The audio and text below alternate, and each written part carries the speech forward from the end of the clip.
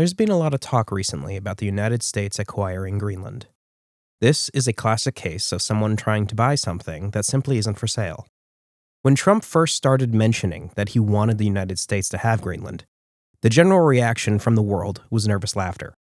No one believed that there was even a possibility of that happening.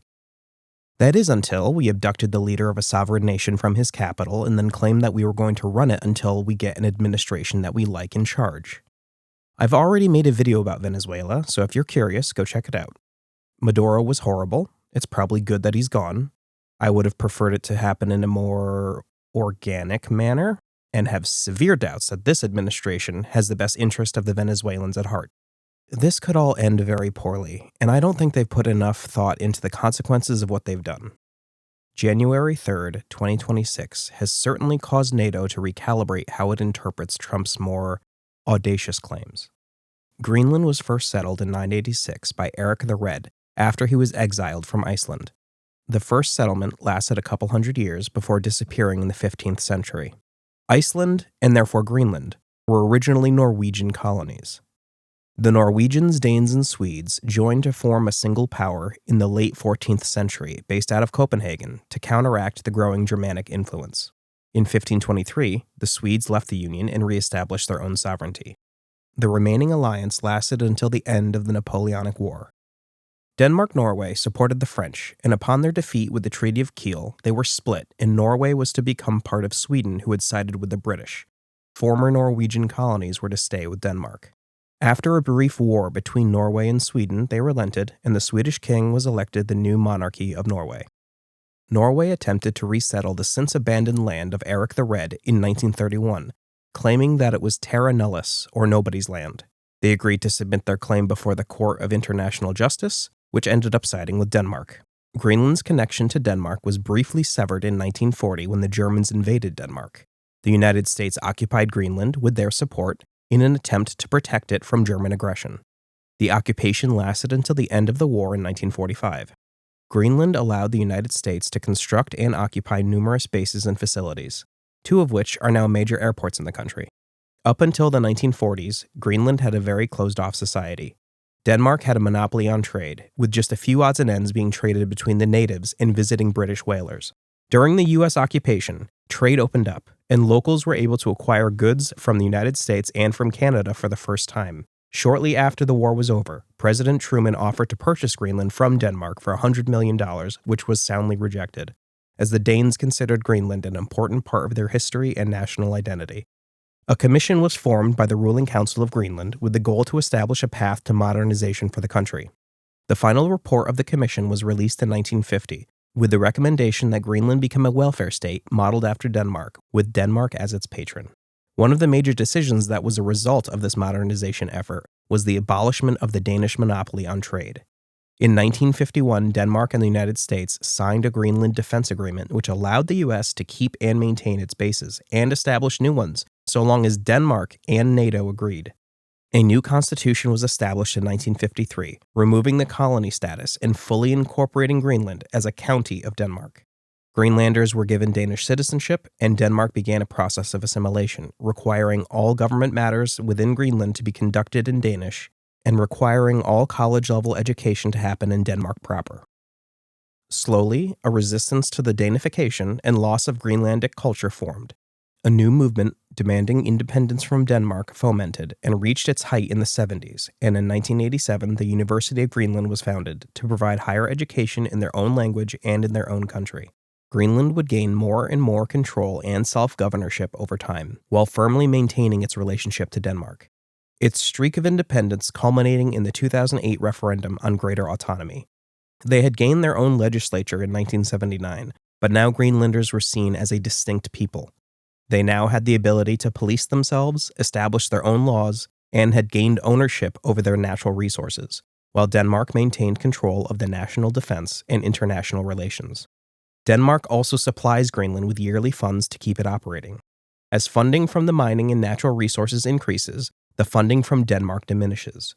Greenland is widely considered to be on a path to independence. Whether that happens or not will depend on the will of the people that live there. They alone should be able to decide their fate.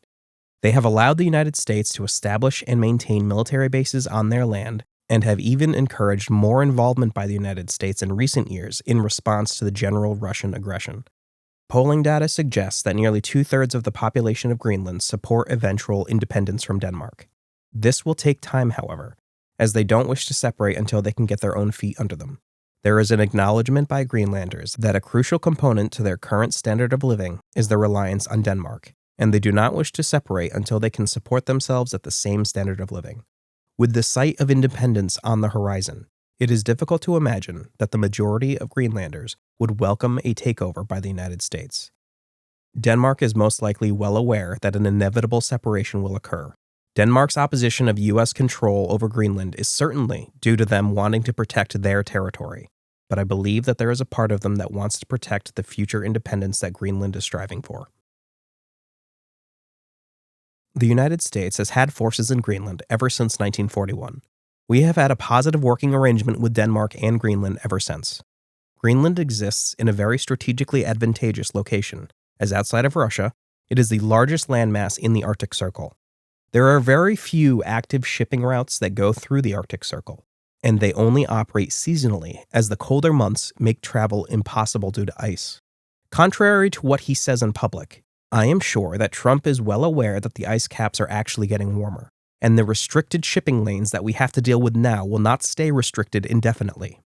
Eventually, yearly shipping lanes will emerge in the Arctic Circle, and when they do, Greenland will become one of the most valuable pieces of land in the area. Shipping from China to the east coast of the U.S. and to the Atlantic and all it touches will become possible without having to go through the Panama Canal. This new trip would be 30 to 40% faster than the current route. It would become one of the most lucrative and important shipping lanes that there is.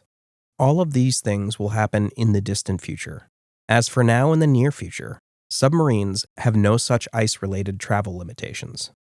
Russia's largest subbase, Zapадnaya Litsa, is located right next to Finland and Sweden.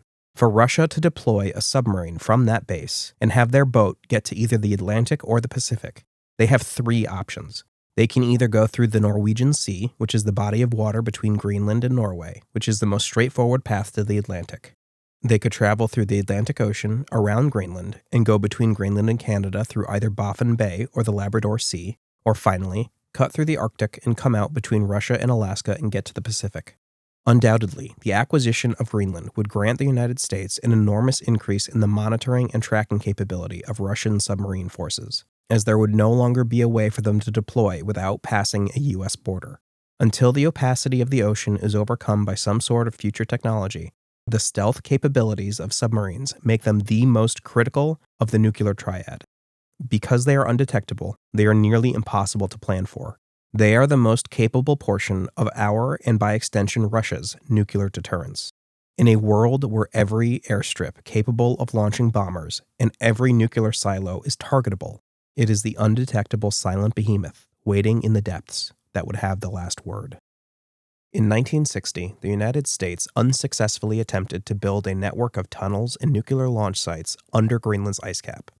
After 6 years of planning and attempted implementation, Project Iceworm was abandoned. The project was given the green light without the knowledge of Greenland or Denmark, and was uncovered in 1995 when the documents pertaining to the project were declassified. Denmark uncovered Project Iceworm while looking for documents pertaining to a crashed nuclear-equipped B-52 bomber near Thule Air Force Base that took place in 1968. The B-52 was returning from an alert mission that took place over Baffin Bay. It had caught fire on the way home. All but one crew member was able to eject and make it to safety. Captain Leonard Svitsenko did not have an ejector seat and perished in the crash. It was a broken arrow incident, one where there was an accident involving at least one nuclear device.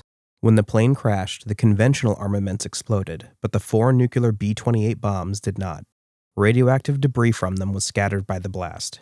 Greenland was declared a nuclear-free zone in 1957, so there was a political scandal when it was revealed that the United States had given permission to the military to develop a plan that would place nuclear weapons on the island. Even with this breach of trust, the relationship between the United States, Greenland, and Denmark stayed strong. There have been no signs of ill will or pushback on the side of Greenland or Denmark. There is nothing stopping the United States from stationing more troops or building more bases in their territory. Greenland has been nothing but a gracious host ever since US involvement caused by World War II, and this constant rhetoric and threat of acquisition by any means necessary by Trump is an affront to the cooperation that we have benefited from. With the prospect of Greenland gaining its independence, the United States has the perfect opportunity to enhance the already good relationship that we have with them. We have been an integral component to Greenland's security over the past 80 years. We should be positioning ourselves to become an even more steadfast partner once they fully separate from Denmark. Trump has erroneously stated that if the United States doesn't get Greenland, that Russia or China will, and he won't let that happen. This claim is ridiculous, as Greenland is firmly a territory within NATO. Any attempt by China or Russia to take Greenland would trigger Article 5 of NATO, and every member, including ourselves, would be on the hook to rebuff and remove them from the island. That threat that an attack on Greenland would provoke our wrath is specifically why the notion that Russia and China would even attempt to take it is so preposterous. That is, unless Trump doesn't plan on actually enforcing Article 5 were that to happen, or he believes that NATO wouldn't either if push came to shove. Article 5 is the only thing protecting Poland and the other NATO member Baltic states from Russian invasion. The whole reason Ukraine has been such a quagmire for Putin in the first place is because he foolishly believed that NATO was weak and would fold, allowing him to steamroll Ukraine. Obviously, he miscalculated, but it feels like he's been able to convince Trump that NATO makes bad allies despite the evidence to the contrary. On top of being in a militarily strategic location, one that would place the United States' influence closer to the eastern half of Russia, Greenland is also home to one of the largest rare earth element deposits in the world. Contrary to the unfortunate name, rare earth elements are not actually that rare. It isn't the access to the elements themselves that's the problem. It's the processing of them that's the difficult part. That is why China has such a stranglehold on the rare earth market. Every few years, you will hear of another country discovering a large deposit of rare earths. It does them little good, though, if there's only one place that can actually send them to turn them into useful things. China accounts for 85 to 90% of all refining and processing of rare earth elements. As for what's in the ground, they do have 40 to 50% of known deposits worldwide, which explains why they have built such robust processing and refining infrastructure. They have the resources, specialized labor, and facilities to process the materials. The United States needs to build up the infrastructure and specialized labor to process these materials more than it needs access to new sources of them. Greenland itself could be that new processing powerhouse. The main issue with Greenland's raw resources is that the climate makes it very difficult to mine them. They would need significant investment to become a successful mining hub, something the United States would easily be able to provide. There is also little in the way of security concerns, as we are already the most substantial military force on the island. They could become a new hub for processing and mining. We could be funding the mining operations and opening new plants to process rare earth elements. They possess roughly 20% of the world's rare earths, and having processing plants on the same island would drastically decrease the distance they would have to travel before being processed. With U.S. partial ownership of the mining and processing, we would significantly benefit from their business. While Greenland is not in the EU, they have a special trade relationship with them. So if they maintain their current relationship, they could become the central trading partner for the refinement of all EU rare earth elements as well. It is also, by happenstance, in between both locations. Greenland has already shown a substantial willingness for U.S. military and capital investment. They are actively trying to encourage both, but the threats Trump is making to outright acquire them is ruining that potential relationship. We should be working with them, not attempting to dominate them. Greenland is a member of NATO due to its affiliation with Denmark, and once it gains its independence, would also most likely be a full-fledged member in its own right. If the United States attempts a military attack on Greenland, it would mean a complete breakdown of Article 1, which states, "The parties undertake, as set forth in the Charter of the United Nations, to settle any international dispute in which they may be involved by peaceful means in such a manner that international peace and security and justice are not endangered, and to refrain in the international relations from the threat of use of force in any manner inconsistent with the purpose of the United Nations." NATO members should not be infighting. and they should be taking every possible step to prevent military action between members. With the collapse of Article 1, Article 5 would trigger, which would mean that every NATO country would be required to defend Greenland from US aggression, something I don't think would actually happen. That situation, one where NATO fails to act on its most important article, in conjunction with the failure of Article 1, would result in the complete collapse of the enterprise. Russia would start to target NATO allies, and the alliance would disintegrate. Global trade would significantly slow. Nations would close off from each other, and we would get a new period of isolation and stagnation. Russia and China would grow, and so would their influence. All for nothing. We would be losing our greatest allies, our influence on the world stage would be crippled for untold decades, and the world would sour on us. All of our military equipment currently in NATO territories would be forfeit. Our access to NATO bases that heavily support the logistics for our operations worldwide would cease, and we would become a much weaker fighting force. All of the accomplishments that we have made would be for naught. Putin and Xi would begin their invasions of Poland and Taiwan. Left to their fates, they wouldn't be able to resist for long. If we do somehow buy Greenland, it would be under extreme duress, and almost entirely with the intent of stopping a world where Article 1 fails and NATO is put in a position where it would fail to enforce Article 5. We would lose their trust completely, and the alliance would be permanently weakened. When it comes to trade, the world we knew is already gone. We have lost the trust of our partners. There have been many comments made from world leaders about the old order being over, and that they must find a way to reduce their exposure and reliance on the United States.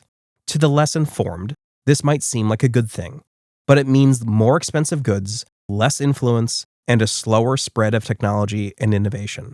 So in essence, everything for everyone becomes a bit worse.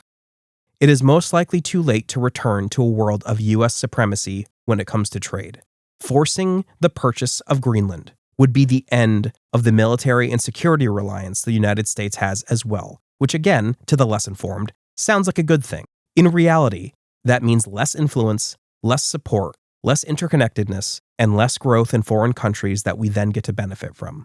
This new weakness might also prompt an attack from Russia or China. With countries of the world retreating in on themselves, their defense of Ukraine would weaken. Putin would most likely seize the advantage and finally get his wish. Even in a world where we acquired Greenland through bribes and payoffs, the people don't want to be bought. There may be some sort of native resistance that grows in Greenland as a result of becoming a U.S. territory, something akin to Northern Ireland in the 60s and 70s. This is the behavior of a continental power: destruction, subjugation, and enslavement. We are a maritime nation with a continental leader, one who does not value or understand the true power of everything that our great country has built. We would become no different than Russia and Ukraine. That period of aggression ended in 1945 when we ended it. We are supposed to be the ones ensuring that, not the ones actively doing it. There is no doubt that there would be a benefit to our takeover of Greenland by the United States, but that does not give us the right to take it. You could make that claim about anywhere. It is the responsibility of the powerful to protect and ensure the growth of the weak. This is more than some flimsy moral platitude. Being in that position ingratiates us with those under our protection. It gives us leverage in their politics. It gives us leverage in trade. It lets other countries develop specialized workforces that make goods cheaper. It helps spread culture, peace, and ideas so that the most effective and efficient can grow and flourish, and establishes a sense of worldwide comfort and stability, one that has been lacking from the entirety of human civilization until about 81 years ago. The last 81 years has been the largest period of worldwide peace and prosperity in the history of humanity. Child mortality globally has fallen by over half.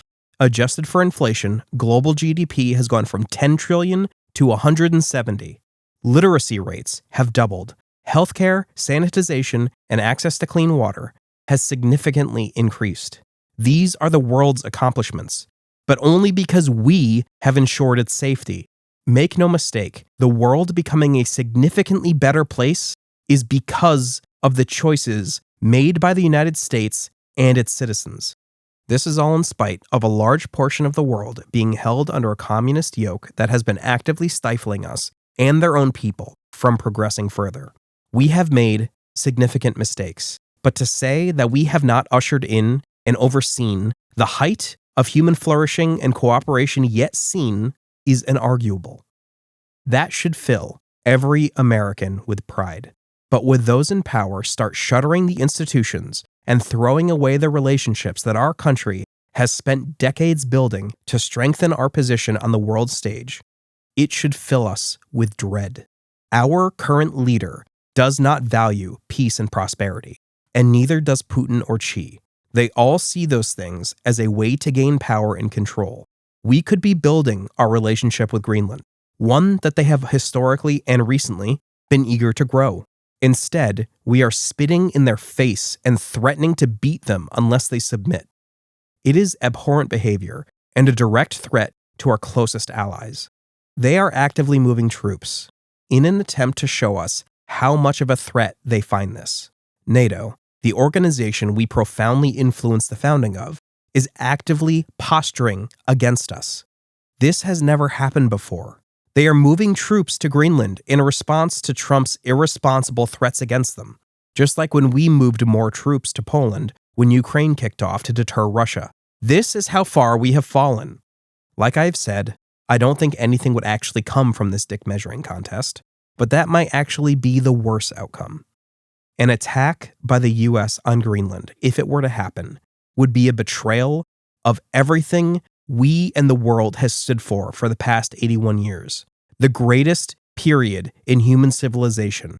Everything we have sacrificed and worked so hard for would go up in the smoke of the first shell dropped. And for what?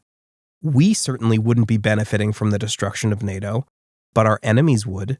The world as we know it would end forever. We would slip back into the reactive and dangerous pre-World War II era. If you value peace and prosperity, if there is even a part of you that is capable of understanding how incredibly unnatural the last 81 years has been to the entire history of the human race, then know that the active destruction of our relationship with NATO and the abandonment of everything that we stand for will result in untold suffering. Our potential and capability for violence has not been stagnant in this rare period of peace. Do not let us be pulled down into the filth with Putin and Xi. Do not turn your back on this experiment. There is no reason for the unprecedented times we find ourselves in. We are needlessly eroding our relationships and influence on the world, and everyone is worse off for it. This is not just incredibly dangerous. It's incredibly short-sighted and incredibly stupid. There are those that will say that the president is just joking, that there is no way he would actually invade Greenland. This happens every time. He says something stupid or outlandish, and all of his sycophants say that it's just a joke. Then the joke happens, and they all defend it like it was the plan all along, and that it should have been the plan all along. Living in a world where everything is a joke until it isn't is untenable. How long do the rational have to let this attack on sanity go on before there are actual consequences? I am no longer accepting the "it's just a joke" excuse. I do believe he is that stupid. I do believe that he hasn't thought through half of what he suggests, and I'm tired of pretending that I don't. The United States can basically do whatever it wants in Greenland, with their full support and encouragement. They would love to have U.S. investment and to host more U.S. troops. So no, this disastrous action isn't because of security, and it isn't for rare earths. It appears the entire reason that we are heading towards the destruction of the most important alliance in our history is because Donald wants to make our map a bit bigger. In an interview between Trump and the New York Times, they pointed out that we could already put as many troops as we want in Greenland. When asked why we haven't yet, he stated that he wanted to do it properly. To him, properly means ownership. He was asked why owning Greenland was so important. His response was, "Because that's what I feel is psychologically needed for success. I think the ownership gives you a thing that you can't do, whether you're talking about a lease or a treaty. Ownership gives you things and elements that you can't get from just signing a document that you can have a base. When asked if it was psychologically important to him or to the United States, he responded, "Psychologically important for me. Now, maybe another president would feel differently, but so far, I've been right about everything." This is why we are flirting with plunging the world into darkness. It isn't because it's a smart thing to do. It isn't for any sort of material benefit to our country. It is entirely because of the ego of a fragile man.